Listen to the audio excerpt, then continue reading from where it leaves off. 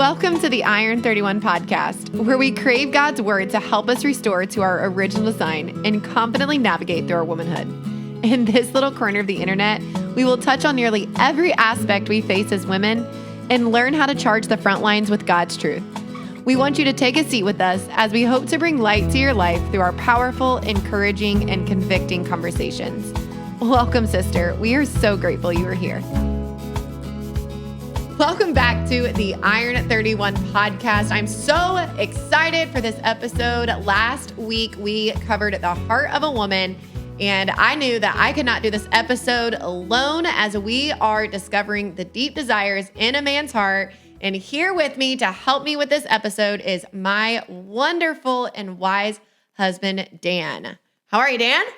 Feeling wonderful and wise. That was weird calling you Dan. I don't really call you Dan. No, you don't. I call you babe. That was weird. Anyway, so glad to have you on the show. One of the most attracting things about you when we started dating was just how confident you were in yourself and who you were as a person. It was like comparison did not even exist in your eyes. And that was just so attracting to me.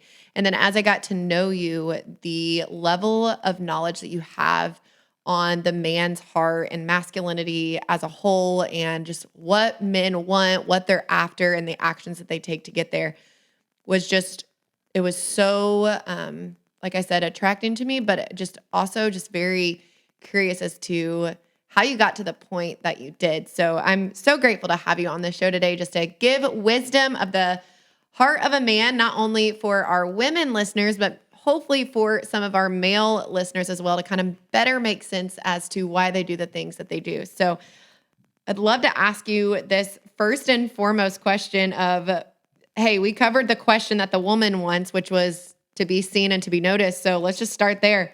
What question do you men want answered in the deep desires of your heart? First of all, I'm going to put you on recording more often so you keep singing my praises, woman. Most you complimented all week. Act like I don't do that in private. No, but I would say, I think a big thing with a lot of guys that I talk to, and myself included, very much so, is just that it's that whole idea of measuring up, right? Like and if you talk to young boys, it's always some form of measuring up, right? Whether it's superheroes or basketball team or helping dad cut the grass, even though it's the worst idea ever for a kid to be handling a lawnmower. You know, it's like, It's all this stuff. And that you kind of see this basic theme of like, do I measure up? Like, even when you talk to a young lad, a young boy or young man, like we look for guidance, but we want you to talk to us. Don't guide us in a way that makes it sound like, let me put it this way. We want that guidance, but we don't want it to sound like that we don't already know what to do, right? Okay. Which is kind of funny. I think it's why things like working on cars and going to the gym are such popular like spots for male mentorship, because I think guys in those environments kind of get it. Yeah. And maybe that's why young men hate school so much. I don't know. I'm sure there's a lot of layers to that, but yeah, I think John Eldridge puts a good example of it in his Wild at Heart book, where he's teaching one of his sons how to climb. And it's like this whole mix of like guidance and affirming at the same time. Oh, okay. Yeah. Which is fun. And I was reading that and it was kind of clicked me like, oh wait, yeah, we do get in. Like even just something simple, like if some kid is helping you, fold up tables or something like that, or stack chairs, like, they don't stack the chairs like that. Like no kid wants to hear that, because it means, I don't know what I'm doing. I don't measure up. Okay. It's more of like a guiding thing. So I know it's a corny principle, like stacking chairs, but it's again, if you go to gyms, if you find coaches who are very successful and who kids generally love, go to the gym, go to a car shop, something like that. Like you see a lot of that. And I feel like because it nurtures that whole, like, do I measure up? Because the answer is, well, no, but you can.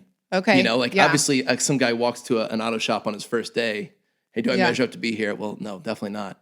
Right. People spend decades of their life mastering this thing. Yeah. But we'll talk to you like you've got a shot, Right. So yeah, that's really the core. And when, that doesn't you talk about me not comparing myself. I think I had struggled with that a lot before we started dating. Yeah. And because I had locked down a lot of just who I was and who I am and who I'm not. Yeah.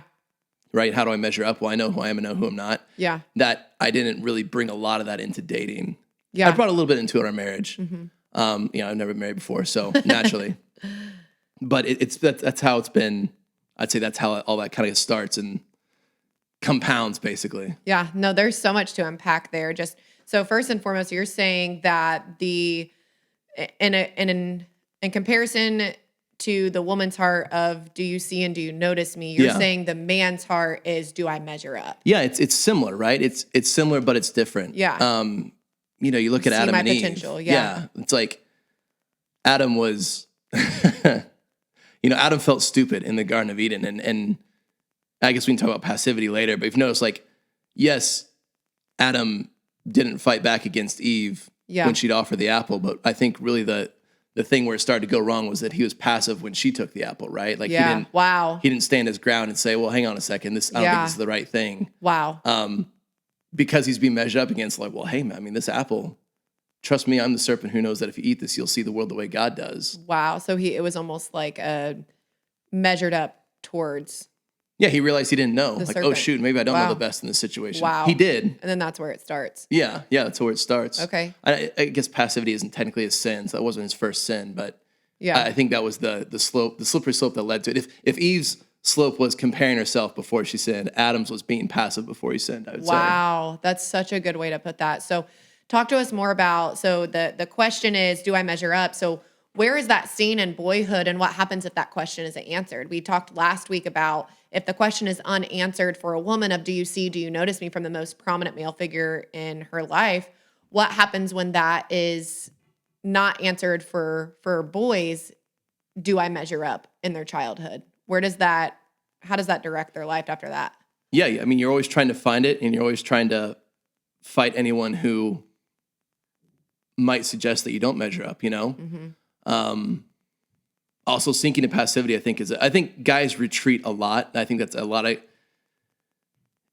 with a lot of guys, I would rather not play than lose. I think it's a lot of guys' mentality. I mean, I don't consider myself competitive, but I feel myself stoop to that at some point of like, man, I'd rather just retreat and just not be there for it than to be there and lose. And so I think you see a lot of guys, and I don't think man caves or anything like that are bad, but I think you see a lot of that with just that shrinking away, right? Like it's like a slow retreat. Yeah.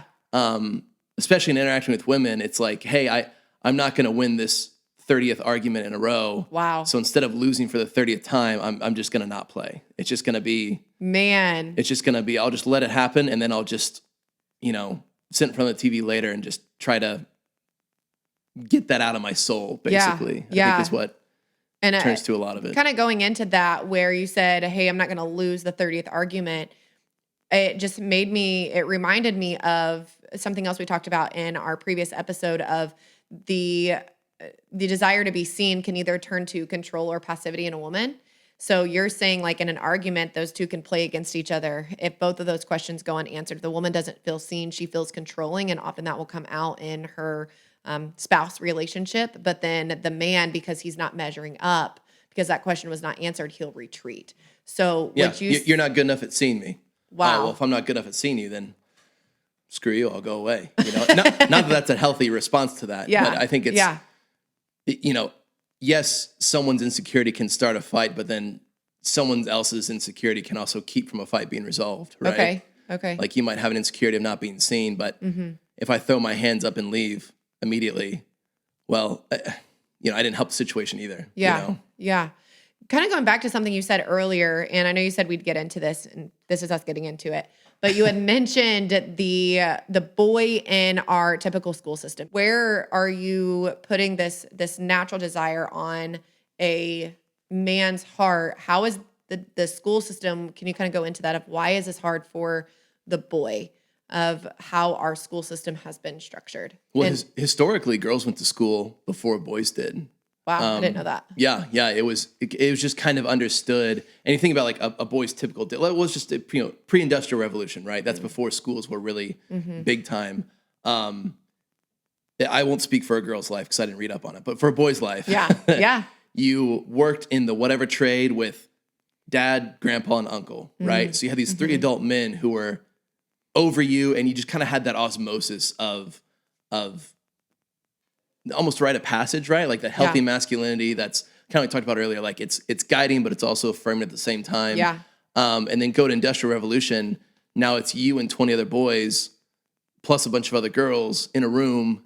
And hey, we've got to crank this math lesson out in 45 minutes because that's what we're here for, you know? Yeah. And it's very, and also like, if you think about it, how much you learned pre-Industrial Revolution, like some economists talked about it. We talked about how kids born after the Industrial Revolution were at kind of this weird disadvantage because before the Industrial Revolution, anything you saw around your home and interacted with, you either knew how it was built or you physically made it, right? Yeah. Tools, horseshoes, whatever, right? How to handle your horses, how to handle your livestock, all that stuff. Well, then you bump to Industrial Revolution.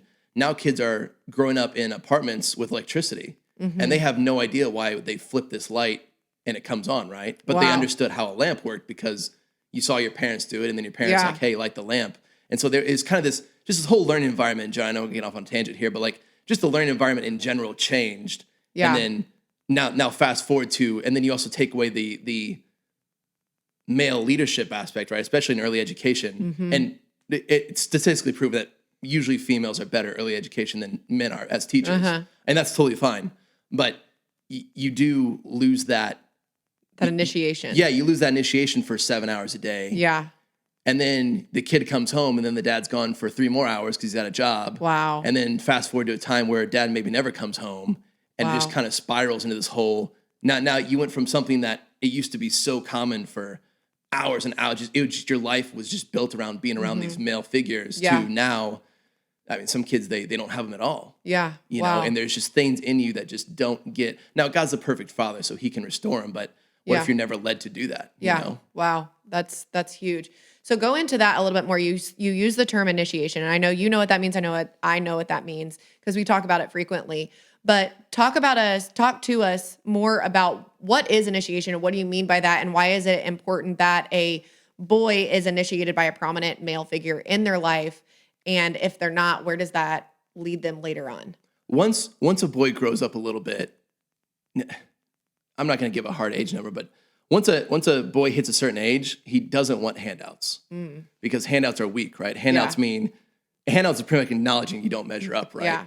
Like, hey, I had to give you this ribbon because you couldn't win another one, you know? And so it's that initiation just answers that question, right? You have all these men that you look up to giving you some challenge, some process, some rite of passage. And at the end of it, they say, okay, you're qualified for whatever, right? Yeah. There's some book, gosh, whoever's ever listening to is probably screaming right now. He talks about how he initiates all of his boys like 2 or 3 times. Wow. Like he has, you think about, it was something about knighthood and how young men enter different phases. And so I think there's 3 phases. So there's 2 initiations, I believe. Okay. And then the third is like, hey, you got to go off and start your own family. That's, I guess, maybe the third initiation. But okay. And he kind of has these benchmarks for that way. He's like telling his boy, because he struggled, the author struggled himself of like, well, how do I know I'm a man? How do I know that I'm a young man? Wow. You know, right now we put a lot of benchmarks on ages, right? Like now you're a teenager, now you're in high school, now you're in college, now you're post-college. Yeah. Which isn't bad. I'm not knocking that out. That helped me a lot. Yeah. But this author, he still had those doubts of like, yeah, but how do I know? How do I know I'm a man? And he realized he didn't have any of those initiations, any of those rites of passage, any of that process that says, hey, look, you do measure up and now you're here. Okay. I also think karate for me was a huge one. Yeah. Because getting a black belt, it took me like 5 years. It was super tough test. I had watched a test earlier in my career and seen how hard it was. So I was like, okay, cool. Like they're not handing any of these out. You know, funny enough, actually, the guy who led our karate school in the very beginning, like right when you start, he says, hey, look, at the end of this, like if you want a black belt, I'll just give you one. Wow. He's like, I'll just hand it to you and you can have it. And I think I'm sure it's still true, but at this point they've been going for like 20, 30 years. He's like, no one's ever asked me for one ever. Wow. Why do you think that is? No one wants a handout. You know? Wow. Do you really, well, especially now in the age of the internet where these guys get called out a lot. It's like, do you really want to be the guy who has a black belt but deep down knows he's not a black belt? Yeah. You know, are you saying my husband's a black belt? Wow. Man. You knew that. You knew that. I did know that. But yeah, it's the same thing, right? I think that's why Brazilian Jiu-Jitsu has soared so much in popularity because, I mean, I think Brazilian Jiu-Jitsu, if you get your black belt in like 5 or 7 years, you were like a prodigy. Like you're just this, I mean, most people take some 10 years. Yeah. And so it's this, and there's only, again, someone's probably screaming at the computer right now, but I think there's only like 5 belts in Brazilian Jiu-Jitsu. Okay. So there's not, I mean, these are like long stretches of time in between. Like, Gotcha. It's a white belt for years, and then you get your blue belt. Okay. You know, one belt, like Wow. all of that time, you know, you would progress through school faster than you progress through Jiu-Jitsu. Yeah. And I think that's why it got so much respect from so many people, and it's attracted a ton of young men. It's probably, I would say it's the fastest growing martial art at least in America. I don't know about the world, but definitely America. And I think a big part of that is that it's a crucible. Like, they're going to test you when they feel like they want to test you. And if there's 4 of you who are white belt and 2 of you are ready to test, they only test 2 of you. Wow. You know, it's no disrespect, but they're like, hey, look, when you get this, you're going to know that you earned it because you're going to know we're not handing them out. Right. So when you said earlier that in this book, this guy basically initiates his sons 3 times. So would you say if a man is never initiated, he's looking for those benchmarks his entire life and is always searching for that next opportunity to feel more of a title, more of a status, more accomplished, more just progressing through life? Is that replacing those initiations that never happened in their boyhood? Oh, absolutely. I mean, look how often we chase it all the time. And I'm not knocking sports or careers or anything like that, but there are guys who love the fact that they won state champs, and there are guys who have to make state champs, right? Okay. There are lawyers who, man, I've wanted to be partner because I wanted to be a lawyer ever since I was a little boy. And there's some who are like, I have to make partner because what else am I going to do, right? I think I watched some documentary on like Navy SEALs, and one of the trainers was talking about how many athletes they attract who are just trying to get that next allocate. Yeah. And they weed them out like instantly, right? Because they're just like, dude, you can't like... I'm glad you ran track. Getting shot at's different, you know. Yeah. And they don't disrespect them. They're like, hey, look, we get it. Like you're competitive, you're striving for something, but to you, you're here because you know it's tough. Yeah. Not because you actually want to be here. Okay. And I that always struck me because like, man, God, because you do that, that's like a 10-year commitment if you make it, you know. And I mean, you're going to war, you're getting shot at, buddy loses his leg or something. I'm like, man, that's an insane thing to sign up for. Yeah. To just need something to go for, you know, like of all the things you could pick to go for, that's what you want for. I think guys set that benchmark with income too, right? Yeah. For the longest time as a kid, I wanted to make $100,000 a year. I had no idea why. I just 6 figures was more than 5 figures. Yeah. And well, man, if and this was also back when housing prices weren't insane, but like if you bought it for under $100,000 and then sold it for $100,000 or over, it was like insane. Yeah. Like, oh my gosh, how'd you do it? Yeah. You know? Yeah. And so I was like, dude, if $100,000 house is insane, then $100,000 a year must be like baller status, you know? And so I just had that, I think probably like junior high school, I had that benchmark in my head of like, I've got to make $100,000 a year. Wow. And it's not, again, I never missed a meal. My parents, paid for karate the whole, like I didn't grow up like super broke or anything. So it wasn't like this thing of poverty over my head. I just in my head, that was a benchmark to hit. That was a way of, if you can make $100,000, you're the bomb. Wow. So it's basically the creation of benchmarks if they are missing the mark of initiation. Absolutely, yeah. Okay, so just to recap for our listeners. So the one thing that a man wants answered in his life is to measure up. And if there is no one in his life, or if it's lacked, or if it's ignored, of showing a boy that they do measure up and that they have basically hit their benchmarks in boyhood or manhood, oftentimes a man will chase that his entire life. But I'm seeing a connection here. So a woman wants to be seen, a man wants to measure up, but there's a very strong connection that I feel like we need to notice here, is that in the midst of a man trying to measure up and continue to search out and hit benchmarks, the woman at home, whether it's daughter, wife, is not being as seen as she needs, and the boys at home are not being initiated by the father. So it sounds like this is very generational. Would you agree? Well, yeah, mixed with the fact that how do you measure your progress as a father? Being a father is kind of scary enough as it is. Just, hey, I know what you can go through in life if I screw this up. Yeah.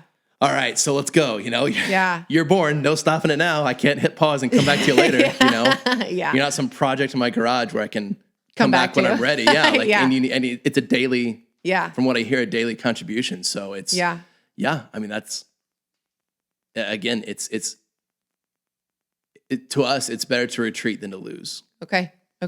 So we talked about different desires on a woman's heart. And our last episode, we talked about how a woman wants to be seen, a woman wants to be pursued, and a woman wants to have a mission at hand.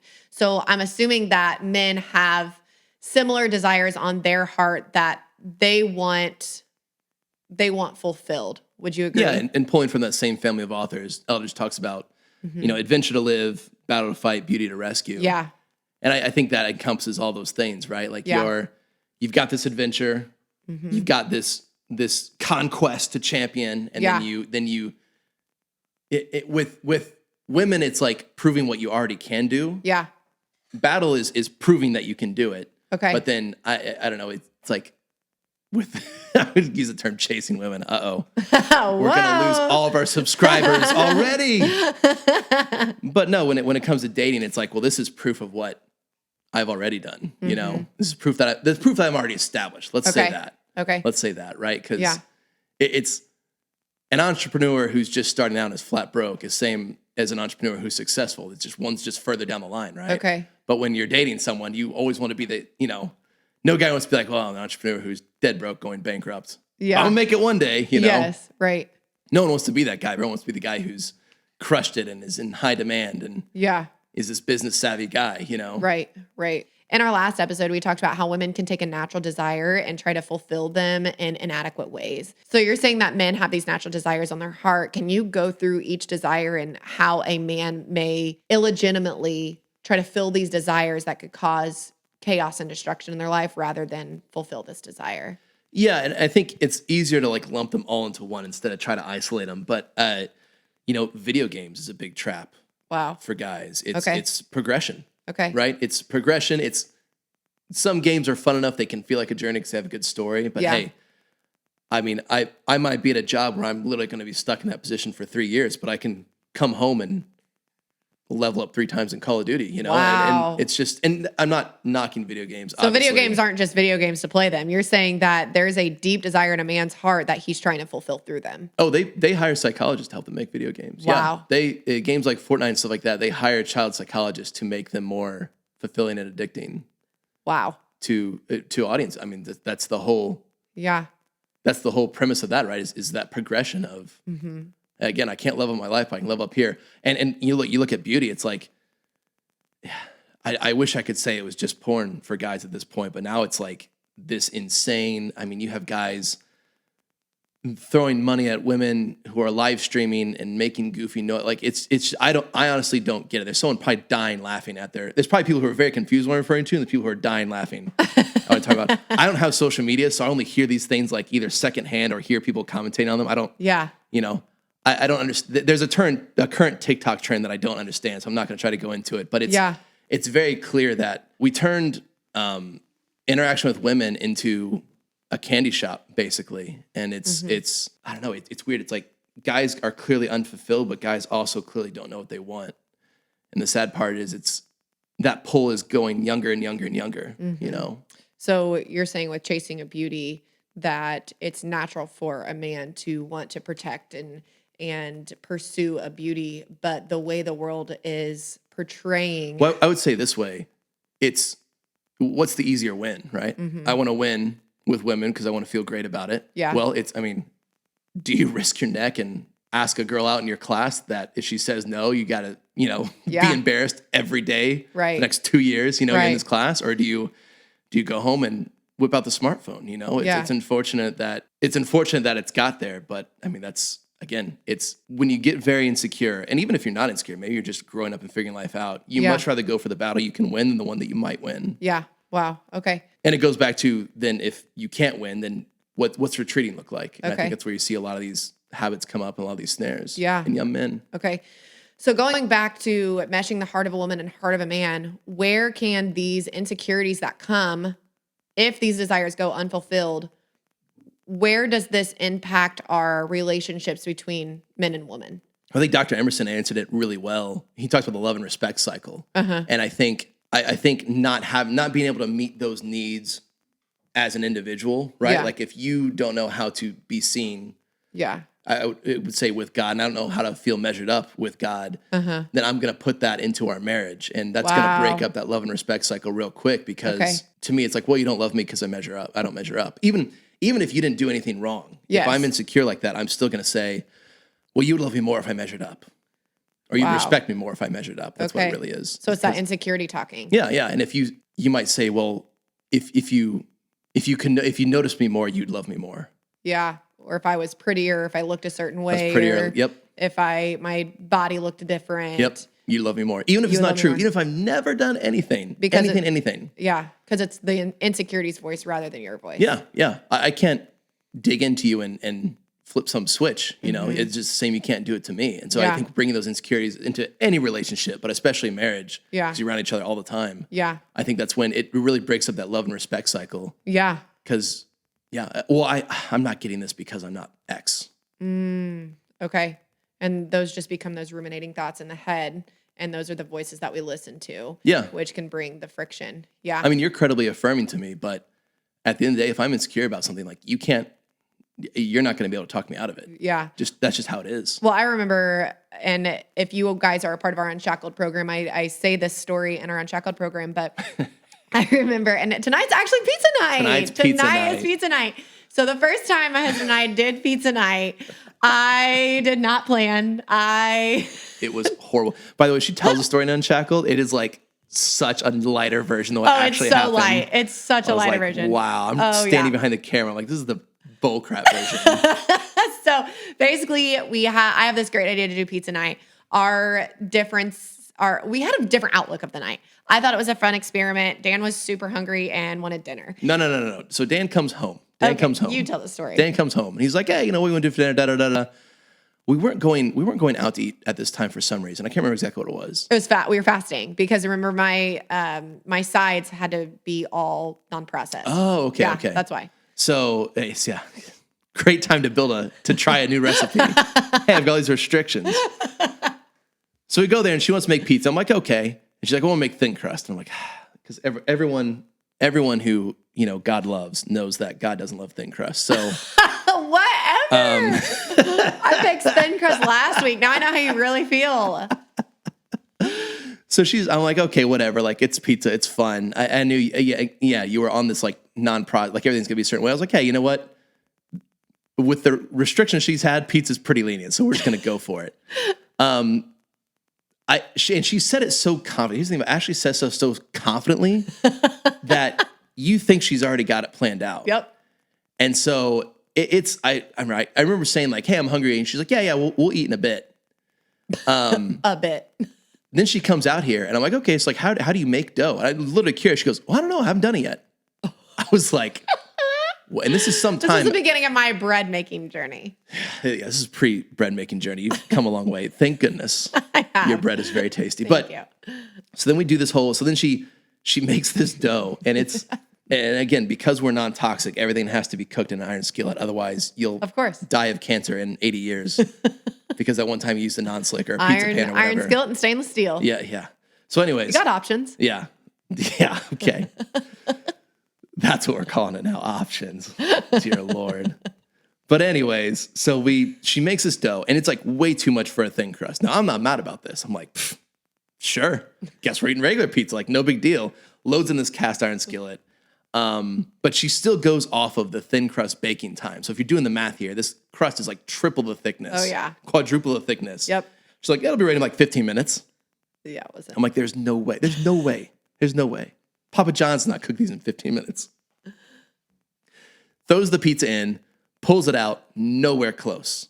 And she goes, okay, well, we can do the toppings and then the rest will cook through. And again, I don't know anything about bread. And she says stuff so confident. I'm like, okay, well, Dan, I mean, maybe the difference is like 5-10 minutes. Like, who cares? You got to put the toppings on anyways. Throw all the toppings on. She wanted half chicken. I wanted pepperoni.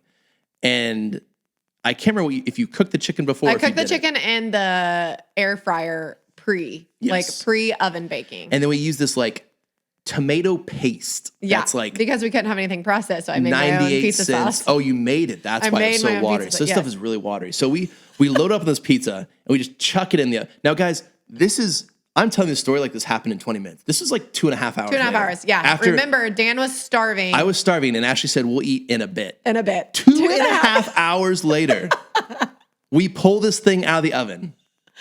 We don't own a pizza cutter for, I don't know why. We still don't. We never buy one. I don't know why. think no, we didn't last week when we had pizza night. Yeah. Whatever. We're funny about that. But we're getting there. So we take out a butcher knife, and she cuts into the pizza, and this pink water just rises up out of the pan. And my brain immediately goes to, that chicken still isn't cooked. Yep. Now, why would it? It definitely would have been cooked. It's been cooked like triple the amount But your of time response. already. And so I look at her and I go, hey, do you just want to order pizza? I don't want to get sick. And it was just instant. I was upset, to say the least. I was upset. Reasonably so. Yeah. And I'm saying this in a nicer tone now than I was then, but just in my head, it was just a moot cause. Like, we screwed it up. Problem solving. Let's order pizza before they close. My heart was shattered. Starving. I am destroyed at this point. So the reason we tell you guys this story is because two different things are happening right now. In the man's mind, he's problem solving. But in my heart, I was not seen in that moment I didn't feel like my heart was seen in that moment. You were dating me. Yeah. I was trying to pursue my husband. I was trying to impress you. I was still, not that I have to impress you, but it's fun to date night. Yeah. It's fun to do new things for your husband. I love serving you. And in my heart, that's what I was doing. So when you said, hey, let's just order pizza, I don't want to get sick. I did not feel seen in that moment. And I just remember being so distraught. And this conversation, I hate to say this on air, but it ended in tears. I was in tears. And I've never felt guys, if you could have seen her face when I said that, I felt like I just hit young Ashley Myers with a baseball bat to the head. The look of just betrayal on her face. Yes. So in that moment though, one thing that I love that we've done is early on in our marriage, we recognized when our insecurities were talking versus when we were talking. Mm-hmm. And now I feel like we've gotten really good at, and I'm not saying that we don't have room to grow because we do, but one thing that we've gotten really good at is pausing in the midst of our disagreements and asking ourselves if there's a deeper insecurity talking. Because if we continue to let that insecurity talk, then we get defensive, we get frustrated with each other, and then there's really no resolution because the insecurities have become in the driver's seat of the conversation. Yeah. And I realized this in this moment. So I don't think I would have realized it if this would have happened early on in our marriage, but I realized that it was deeper than the pizza. I don't really love pizza. It's not my favorite food. So I wasn't distraught that we weren't getting pizza that night. If it was about the pizza, I would have been fine with ordering it. But so I realized it was much, much, much deeper than just us not eating the pizza that I made. And so I took that to consideration the next morning in my prayer and devotional time, and I found the root. And it was from my childhood of many times being excited about something and then it being turned down. Being excited about something and then it being turned down.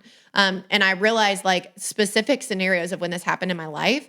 And that is when I realized that there was a deeper root at hand. And in that moment, I did not feel seen by you. Mm-hmm. Not that was anything to do with you, because you were doing what you needed to do, which was measure up in our marriage and think of a problem solving solution to the issue that we had at hand. You were just simply trying to problem solve of hey, our household is hungry. We haven't eaten. Let's just do this. Yeah. But in that moment, a deeper root for me was that I wasn't seen. Yeah. And it's in those moments and in those disagreements that we have that I realize that there are some deeper roots in my heart that have not been tended to. So I'm very thankful for our disagreements, and I think we handle them so extremely well and so extremely healthy, especially because you and I both understand that there are insecurities deep within our heart that will maybe take a lifetime to resolve. But that just ultimately, that doesn't say that there's anything wrong with us. If anything, it should humble us in the place of where we stand with Jesus. Yeah. And meaning that we should always be dependent on Jesus, that there's going to be broken parts about us that the Lord is always trying to heal. We just need to open our eyes up to it. So just wanted to tell that story because I just think it's such an enlightening. I think about it all the time. I mean, every Friday night when we have pizza night. Well, and then the next day we had some friends, and one of your friends was like, "Wow, you guys are such a cool I'm so couple." Glad you brought this up. Yes, you guys are such a cool couple making your own pizzas, and I just started. We both started laughing. Yeah. So the next day we were at a party, and one of our friends had gotten promoted in their job, and it was a celebration. It's something that they had been working really hard for. So all of our friends were invited to this party. And one of my really, really close friends came up to me and she's like, you guys had pizza night? I was so jealous. I was like comparing myself. I was like, she looked at her husband and she was like, why don't we do that? And I said, oh, if you only knew. And then that's where the comparison comes in. Like we see things on social media because I still posted about it. I didn't post about the tears that I had later on that night, but I sure posted about me making the pizza because that's what we see. We see highlight reels and we compare ourselves to those highlight reels without unknowing of what actually happened. So it was just this full sweet circle of recognizing like how the enemy just like gets in our hearts and in our brains so easily, of getting in my heart of saying my husband didn't see me and my husband is not impressed with me, getting in your heart of saying that you're the man in the situation and you have to problem solve. And if you don't problem solve, then what did you do for the family that night? And then getting into my friend's heart of saying, oh my gosh, your marriage isn't measuring up because you're not doing X, Y, and Z like this marriage is. Yeah. So it was just this full swoop of seeing how the enemy can get into these natural desires that we have as women and men, but then turning them into something that causes brokenness, destruction, and chaos within our hearts. Yeah. So it was such an enlightening We're talking about social media comparison. I mean, I think sometimes we see people living these cool moments on social media and we go, okay, don't compare. They might be having a better moment than I am. They might be having a better week than I am, so in this cool spot. Yeah. I'm happy with my life. It's like, no, in this point, like our friend, she thought she was having the worst moment. It's like, no, you literally had a better night than we did. You literally had a better night. I know you think you didn't, but you actually had a better night. Yes, than we did. Yeah, despite what you think happened our night, like we still would have rather had your night than our night. Like it wasn't even a life comparison. It was like in that exact moment, you know? Yeah, absolutely. You can edit anything. As you know, you can edit anything. Yes, you can. Well, I kind of want to take it back. So earlier we had kind of got into the realm of boyhood, and I kind of want to take it back to that. So we've talked about relationships. We've talked about how the desires in a man and woman's heart can impact relationships. But what I really want to get into is how that can impact, how the desires on our heart can impact both the men's and women's heart from our childhood to our adulthood. This is a loaded question, but probably what one would consider like a countercultural question. But do you think our culture is setting up young boys to meet these natural desires in their heart? I mean, no, but it's also men's fault. Yeah. That's kind of the irony of it, is like and I know there's a lot of commentary on what women have done to men and blah, blah, blah. But at the end of the day, it's like, as a man, in a lot of parts of our culture, you can run out on your kid and just everyone's cool with it. You know? Yeah. Like say what you want about radical feminism or this or that. It's like at the end of the day, man. And then you go on TV and there's politicians who are, making other excuses. And then there's, well, hey, I mean, if you're not going to be a male role model at home, then why wouldn't we teach gender in school? Like, you're not teaching your kid. Yeah. How are you going to make your kid's mother teach your kid gender? Just leave it up to us, Yeah. So there is a lot of stuff that's wrecking young boys. I think, obviously I would say we've not joked about before. We've had conversations with my friend before. It's like, who has it harder, men or women? And it's like, well, historically and currently, I would say women have it harder, but men just ask for way less help, right? Yeah. Men get less help. Why do you think that is? Because we ask for it less. I mean, women have it harder, but they'll let you know. And I think, especially the past few years, women have done a good job of voicing like, hey, here's what's wrong. Here's what's held us back. Yeah. Things like that. Yeah. And yes, there's bad apples everywhere. But I mean, men, there's this whole, if you want to see, this might actually make you tear up a bit. If you want to the common man is just way closer to the edge than we think. Yeah.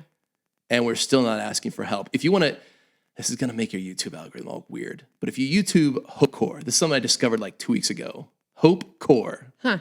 Not heard of this. It started out as a kind of a joke, but now you have these young men making these just super emotional videos. Wow. And it's completely, I would call it underground.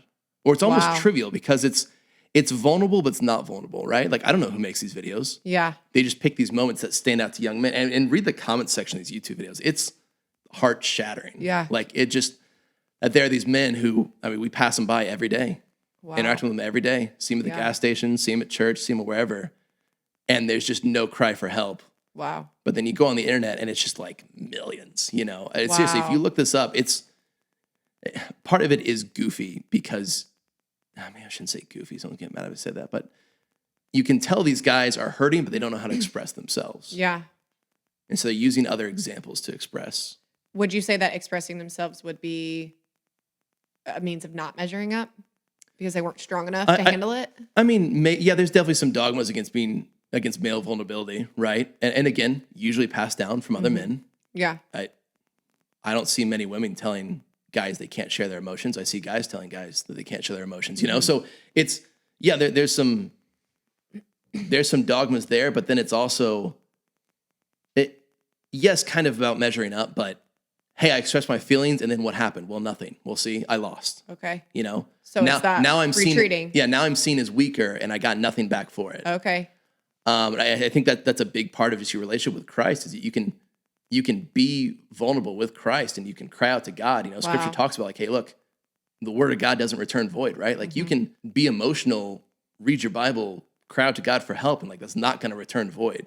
Wow. That you'll get something back for it. It may not be what you look for, but it'll be what you need. Yeah. You know, because God's our perfect Father, right? He knows that perfect amount of correction, but also affirmation, right? Yeah. That guidance and affirmation we went back to. So you're saying basically the design that men are naturally looking for with guidance and affirmation is a physical example of what our Heavenly Father is to us. Yeah. Yeah. I mean, God made your heart, right? I think a Band of Brothers boot camp I went to, which is fantastic, talked about, look, you don't, when your car breaks down, you take it to a mechanic. Mm-hmm. You don't take it to a guy who knows a mechanic or a guy who's read a book on being a mechanic. Yeah, right. Or a guy who's also had a broken, like when your car breaks down, you take it to the mechanic. But we have this weird thing where when our hearts break down, we don't take it to the one who made it. Wow. That is ironically huge revelation. Would you say it's just held in more often than not? Yeah. I mean, it's again, I think honestly, at least when it comes to men, we'll say that. Yeah. I think relationship with Christ has to be passed down in the same way you would teach someone how to change a tire or play basketball or do martial arts. Like being taught a relationship with Christ is just that. You have to be taught. It has to be over and over again. Yes, small groups are great. I noticed a lot of guys avoid talking small groups. Because you've been at a couple here recently. Yeah. A lot of guys avoid them because they're like, man, what are we doing here? But now some guys have worked through their vulnerability to know that they need it and to know like, hey, look, I get something special when I come here. Like there's that guidance and affirmance through sitting around and talking about our feelings. But I think for a lot of guys starting out, it's like, dude, I don't want to go. Man, what are we going here for? Yeah. We got to be open and know that Christ loves you. Great, thanks. We talked about last Sunday. Like, can I go? Like, it's just not, and I don't knock small group leaders for this because I think they're doing absolutely what God called them to do. But there's just this, and again, maybe it goes back to boyhood, like being around your dad, your grandfather, your uncle. Like you have to kind of be taught it through osmosis. Yeah. And luckily, there's the God factor, right? So if you've never had it in your entire life, it can still happen in an instant because God doesn't care about worldly boundaries, you know? Yeah. So that's the miracle of it. Yeah. But it still has to be, I know that's what the Band of Brothers boot camp has been for me. I know that's been what fasting's been for me, what devotionals have been for me is just that day after day of guidance, really. Yeah, absolutely. And so a couple more questions. One, I would love for you to walk through the journey that you just mentioned of, I know that you had some struggles with confidence and where you were in the season that you were like post high school, but you've had this incredible journey of restoration. Can you touch on that? And with just any, not advice, but just guidance with affirmation of for any of our male listeners listening, but also for our moms who are listening, our wives who are listening, of if their husband, son, their future son will walk through this journey of just recognizing what your journey looked like and what they may need in theirs. So first things first, like you're not going to be a perfect person, so you're not going to be a perfect parent. Like you're going to wound your kid eventually. It's just that's just how it is. I've Yeah. met guys who people would kill to have their dad as their own dad, right? Dude, your dad's amazing. Man, I can't, he's a successful guy. He's really affirming. And that son will still tell you about a time that he was severely wounded. And even, again, even if you did have a perfect father, you're still not perfect, right? So you can still interpret something completely wrong. Yeah. So don't That's get discouraged by screwing things up. I mean, you'll mess things up. It is what it is. What really changed things around for me, and a big catalyst, was I'd always walked around I always noticed there was a difference between my confidence and other guys' confidence. Like all growing up, I could always like something about me just shrunk instantly. Wow.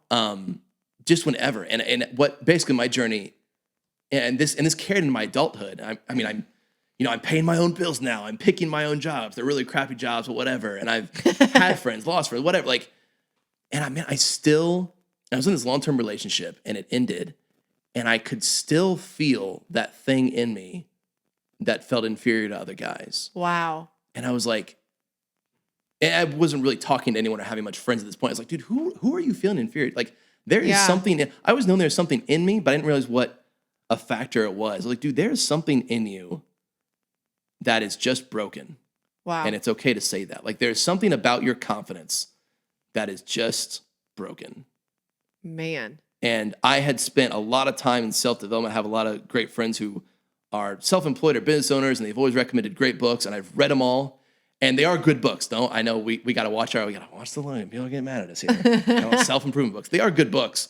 But I had always tried to, and it's funny, it's laughable saying this now, but it really was the case. I'd always tried to put nicer bricks on my house instead of just check the foundation. Like, hey, maybe it's a crappy foundation. Huge. Yeah. Okay. Maybe your walls are falling down because this thing you've built it on sucks. Yeah. Yeah. Just pure, and it can suck just because of your own doing. Like, don't. Yeah. Yes, there are factors of your childhood that played it. The factors of your schooling that, but like at the end of the day, I think I was like 26, 27 years old when I discovered this. It's like, dude, I can't, like, whatever factor has caused this, it needs to not be in the blame now. Yeah. Like, I've been on my own for too long for this to be someone else's fault. Yeah. And that's my own situation. People have been in much darker situations where, like, hey, it still does affect me. Absolutely. I'm not going to take away from that at all. But this is, of course, like every freaking classic guy. Do I ask someone for help? Do I go to church? Do I seek mentorship? Nope. I Googled. 68% of men will ask Google before they ask a male figure in their life. Wow. Do you know that? I did not know that. Yes. So, of course, naturally, I Googled it. I Googled, literally, I kid you not, I wish I had the search history still, male confidence books. Wow. Oh, my goodness. Because I didn't know what the flip else to say. Like this, I don't know, something, a confidence, because I had always looked into confidence and it just was never there. Okay, yeah. Something about my confidence as a man. What is it? Is there a book for this? Which is funny that I put books at the end. Like, maybe I don't want to know what happens if I take. But don't Google male confidence. We don't know what'll come up. But male confidence books, I know what comes up in that.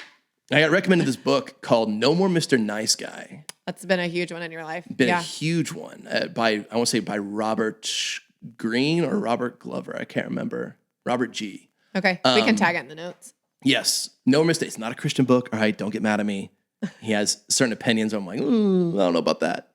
But he's a male therapist, right? And he had his own journey of just this idea that some guys just carry around in them where they just knock themselves down the totem pole. Okay. And it's no one else's fault. Wow. And this book, like, I kid you, like I've given it to people before, just like, hey man, no offense. If it's not you, it's not you. But like, you read the first 2 chapters of this book, you'll know if this book's for you or not. Wow. And it's every time I recommended someone, it's been absolutely, this is, I cannot believe someone put what's in my head on a book. Wow.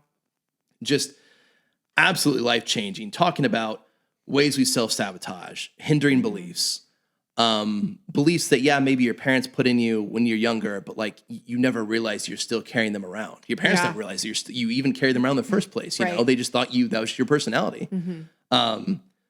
All kinds of just wild stuff. And it's actually a pretty concise book. Yeah. It's a great read. I mean, I've read through it. I would literally just audiobook the whole book. I could shoot through the entire audiobook about twice a week. Man. And then I read the paper copy a number of times after. And I mean, just like plugged in my head. Yeah. Kept going. That led me to go on a Band of Brothers retreat. Band of Brothers it goes over the John Eldridge Wild at Heart material. Fantastic stuff. Yeah. Highly recommend. Loved it. And that's when it kind of clicked with me of like, oh, wait. Again, that whole mechanic analogy that I talked about earlier is where I heard it from. It's like, man, I need to get something restored in me. I need to quit trying to add bricks to this thing. Yeah. I need to get something restored in me. And that journey started. I can't even explain to you how it happened. I think it's how God moves in a lot of our hearts, right? Yeah. I mean, like you hear someone who's been addicted to something for a while and they just say, hey, man, God fixed it in me. I don't know how. I just know that it's not there anymore. Clicked. Yeah. And so that was really what it was with me, with just and I did some fasting and I read the books. I still read the No More Mr. Nice Guy books. I think it was still relevant to me. Tried to pull out what it could from scripture. I don't think there's anything wrong with this, but I mean, very not a good Bible reader. Mm-hmm. I was one of those like, God, I'm mad, so I'm going to open the Bible. I'm just going to assume you're going to point me in the right direction. Yeah. I mean, it works. I mean, God knows what you need. Yep, absolutely. He's not on demand, but yeah. If I think in Psalms it talks about like, hey, look, a broken spirit to you is a worthy sacrifice. Yeah. So when you come to like that, he's there. He answers. So that whole journey with that. Those have been two big books that I've read on that. I'm trying to think if there's any Wild others. at Heart. Wild at Heart, and then Nowhere Mr. Nice Guy. Yeah, we'll tag those in the notes for you guys. Honestly, the book Wild at Heart, it was great for me to read before getting married to you because that helped me understand your heart and understand that my heart is different than your heart. I think this whole culture thing of men and women are the same. They're not. They're created differently and they have different desires. And it helped me understand where my insecurities have come from, but it also helped me understand your heart a little bit more and what you needed from me. Not that your insecurities needed to be affirmed by me, but more so what you needed from me, whether that's space, whether that's understanding, whether that is time to just internalize some things. It really helped me understand where you're coming from, but it also prepared me to hopefully one day be a boy mom and the desires on their heart and how to set them up for success. And like you said, like we will fail as parents because we're not perfect people, but it does give you a better understanding. So I like how you, like many other women, when they first get this book, they flip right to the beauty chapter. Yes. Yep. Okay. How's he see me? Yes. Like, I'm not gonna read this for us. Yes. Yeah. Yeah. You flip straight to it. And you and every woman I know who opened the book does the same thing. So I'm not knocking you for it. I think it's funny that it's the first thing. Yeah. Well, I mean, it's a good chapter, but I think what stood out to me was the desire part and what you are desiring and allowing you to tap into those desires. Like video games, for example, I bought you an Xbox for Christmas because I knew that that you had a safe amount of time that you would invest in video games, but wouldn't use it to create that void. Yeah. But it was more so a hobby, and it was more so just creating that mission at the end of the day. Yeah. So it just helped me understand these things and be a wife that you needed me to be. But kind of going into this last question, now a lot of women are listening to this podcast. Again, I think this episode will bring so much understanding to men and how they feel and how they operate and why they're doing the things that they are doing.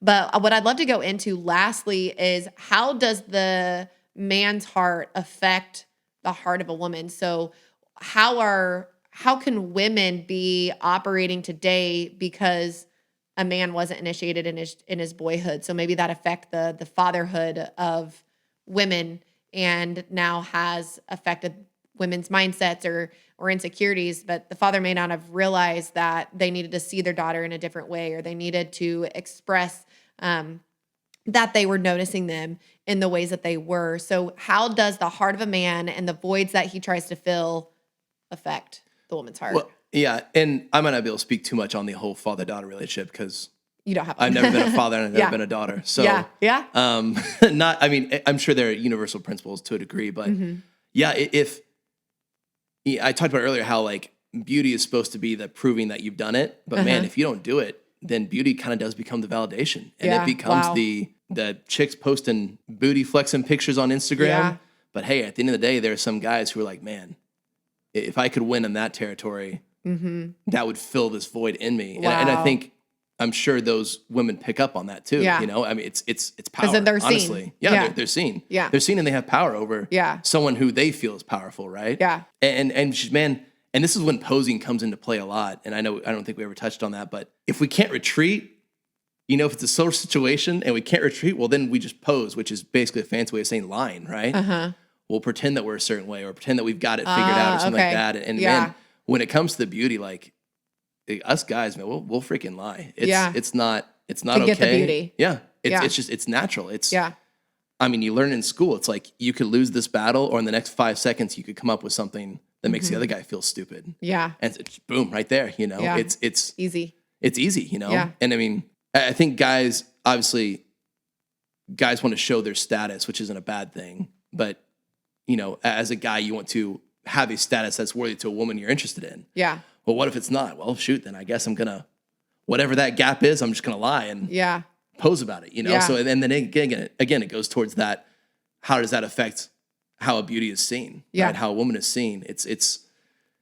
But which is horrible because now you have these women who they don't really know where they stand to guys because like, did this guy need me? Did this guy want me? Wow. Was he really impressed by me or did he like that I was impressed by him? Okay. Yeah. You know, and that's a horrible, Yeah. I don't expect any woman to be able to navigate that jungle gym of tripwires. Yeah. Like Yeah.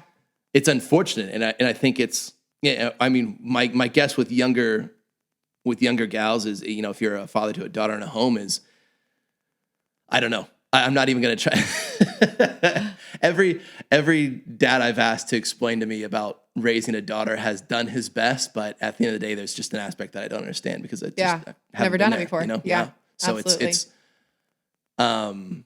this one guy is fantastic. He led one of our small groups and he was like, just be ready to apologize, man. His 3 daughters and a son, right? Yep. And there's sometimes he'll be out in his garage, have a conversation with daughter. She'll go back inside. He thinks it's totally fine. Mom comes out, go apologize. He's like, all right. I got it. Just doesn't even. He's like, I don't fight. He goes, done. He's like, because I've seen myself actually wound them before. And if there's a chance that happened now, like I'm going to fix it. Yeah. It's just how he's like, I don't even know if what I did was wrong. My wife, who I trust and who is secure in herself and her womanhood, just says, hey, you got to go back and fix that. And he's just like, got it. Be right back. Yeah. It's the funniest thing. He said it so casually. Yeah. He's like, I don't even fight one bit. Just go and do it. Yeah. Yep. So be prepared. That's the best advice that I've heard on that. So I love it. Well, we can end with this. When you say secure in womanhood and secure in manhood, what would you say defines the two of those? knowing who you are without anyone else around you. Wow. So not needing affirmed. Yeah. For dating, it was like, hey, am I confident enough to date this woman, Ashley? And it's like, well, if we set up a time to go on a date and she doesn't show up, can I still have a good time? Like, do I still have the capacity to have a good time? Yeah. And I was like, yeah, man, I can absolutely still have a good time. Like, I don't need this girl to show up. But I did, and we had some steak and shake.